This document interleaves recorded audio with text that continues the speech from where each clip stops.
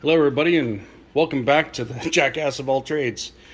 What we're doing here today, a friend of mine has got this really nice little Northern Lights generator, and trust me, it wasn't delivered looking like this. We've done a little bit of magic to this guy.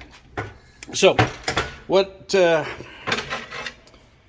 deal was is this exhaust manifold snapped off. I got some stills.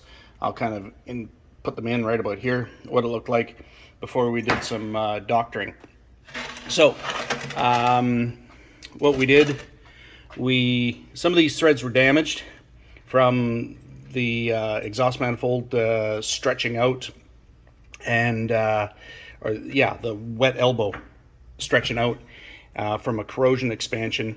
So there's a little bit of thread in here, and we put some Allen stainless steel Allen screws in here, so we now have a clamping force instead of relying on the thread that's right in this flange. This one, of course, because we've got a little bit of a radius here, we can't get a fitting in, a bolt in. So we'll put a stud in and a little bit of silver solder, which is very much similar to brazing, back here, and float it in nicely, so that'll hold that stud into position, and we'll get the exhaust tied back on.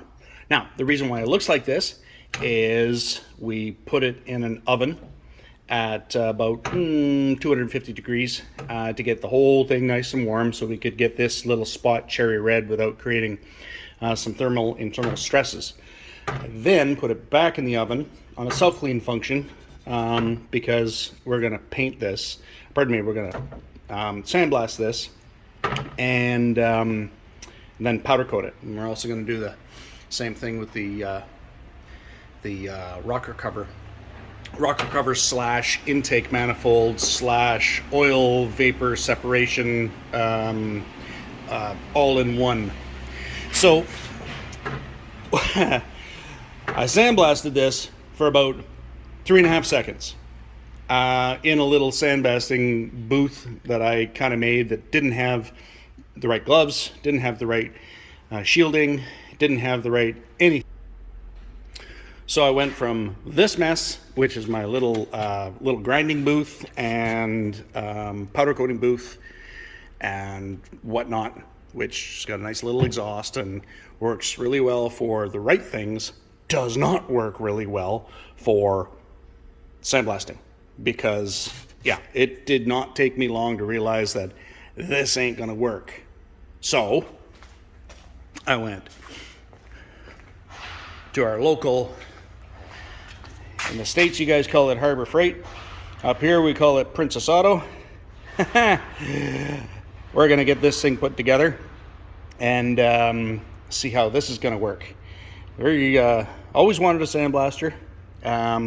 This is finally the excuse to buy one. Cost me $129 Canuck buck. So I think even if it works poorly, it's going to work a hell of a lot better than what I already had. All right, we'll get the camera set up and we'll put this together. All right, I'm not going to do a typical unboxing video because you all know how to unopen. You all know how to open a box.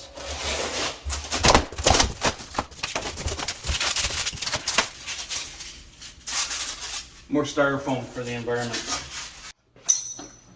So I just did a whole tutorial on how to put this together, left-handed versus right-handed. Had to do it twice and got none of it on tape, because I promised you guys on tape. That's how old I am. I promised you guys I would get a tripod stand, and I got a tripod stand with a little remote. I can turn the video on and off, on and off. Well, it's got a nice big button on it. Well, put it in my pocket. As soon as I kneeled down, I turned it off. So, I'm not going to do it all over again. When you guys buy one of these things, you can look at the pictures in the book just like me and put it together. But if I miss this on any of the video, I'm left-handed. All you have to do is reverse this bracket and put this in the other way around, so the hose comes up on the left-hand side and you'll have a little bit more real estate. There's a fellow that reviewed reviewed one of these on from Harbor Freight, and he was complaining that, you know, it's not for left-handed people. Well, you just gotta think outside the box, or in this case, inside the box. Airline's connected. I got myself a little light in here, and we're good to add the media. So I'll get a dust mask on, and I'll drop some glass bead in here. There. It's probably over full. Phew! Okay. I'll get my parts and give you a before and after. Unless I want to buy a new phone and I can put the phone in there. I don't think I'm going to do that. Okay, we'll give this a try and see if I can show you how well this works.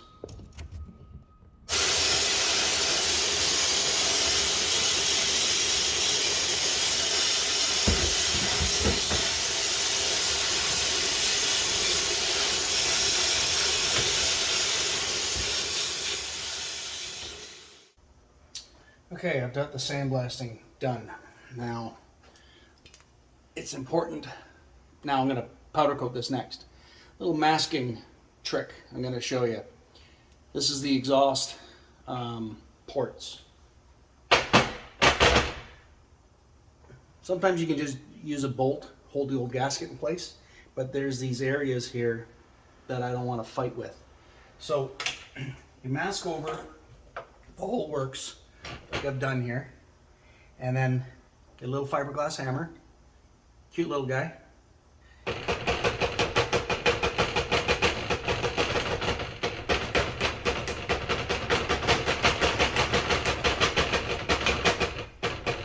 And just tap around the ports, and you wind up with a really nice, perfectly cut little gasket.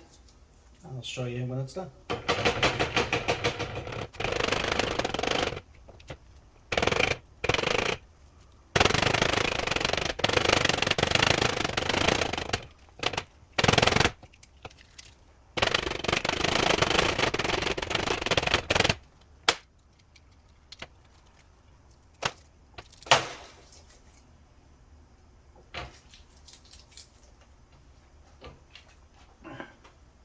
There.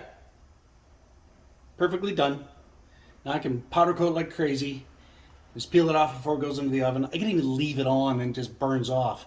But I don't want to kind of make any marks. So once I pull it off, I'll get it hanging, or pardon me, once I get it powder coated, I'll carefully get it hanging, pick this stuff off, and then figure out a way to hang it in the oven. Okay, I got my powder coater set up. The fan's not running because it's got a little bit of noise to it. So just a quick shot. There you go. There's the powder. And so how this works is it's electrostatically charging this part with a bit of safety. It's not energized right now. I got to push this button, and then you'll see. I don't know if you can see it. I'll turn this off. You get a nice spark. So you have to be careful not to get too close and generate a spark. You also have to be careful not touching the tip.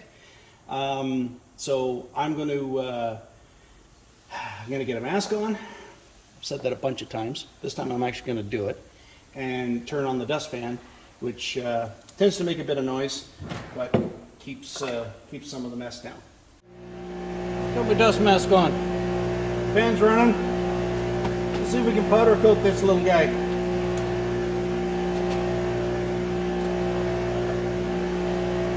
This is the outside, it's the more important side. So let's start there.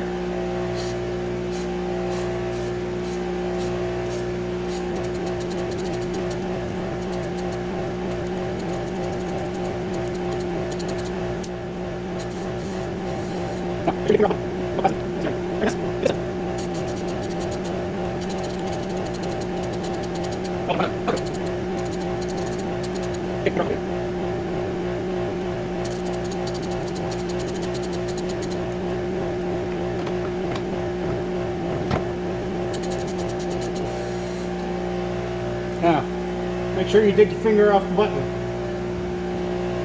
No capacitive. Let's see if I can turn this. Get this up.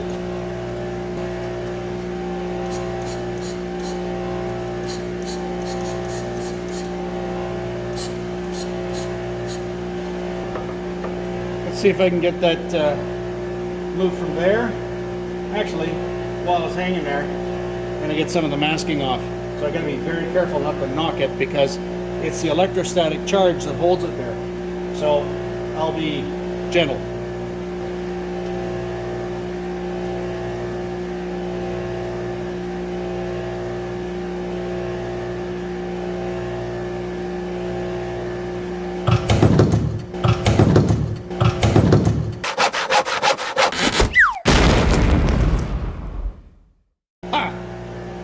Well, we'll see how bad that actually is.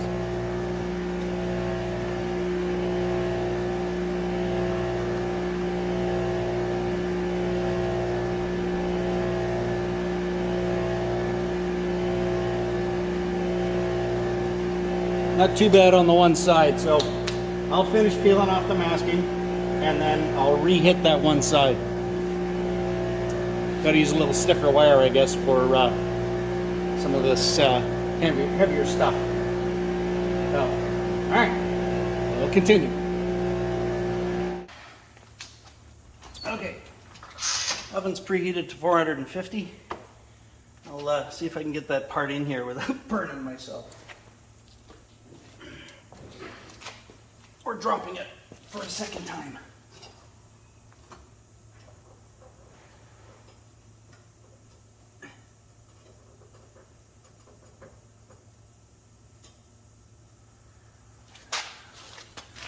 Okay. There she is. Close the oven. 20-minute timer. Okay, here's the next part. This is the rocker cover and intake manifold.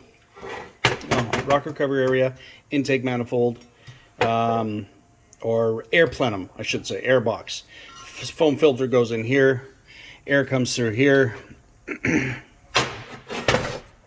goes through here, and picks up oil vapors here, condenses them, and then they drip back into the crankcase in this little condenser area. So I've protected the threads by putting some screws in each one. All the other holes don't have threads in them, and we're gonna take her over to the Dust Blaster 2000 and see if we can strip this back to nice clean aluminum.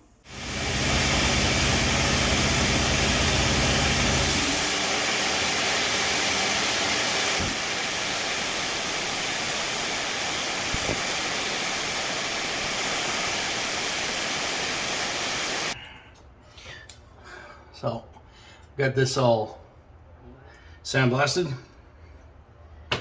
and now we mask it again.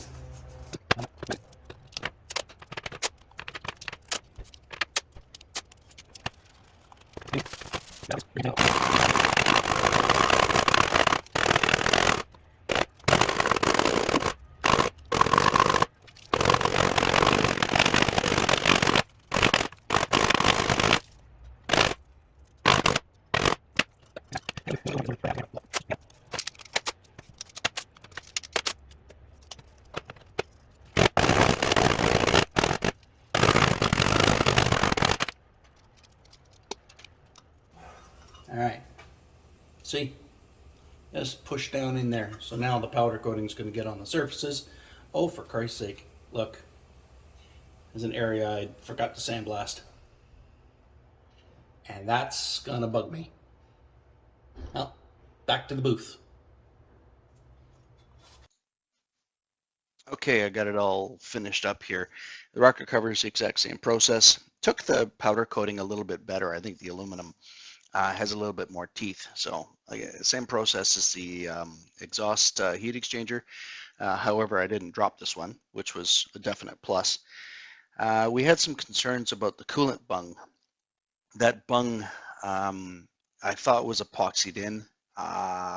When we heated it up, I thought it's going to leak, and sure enough, it wound up leaking. So I should have popped it out.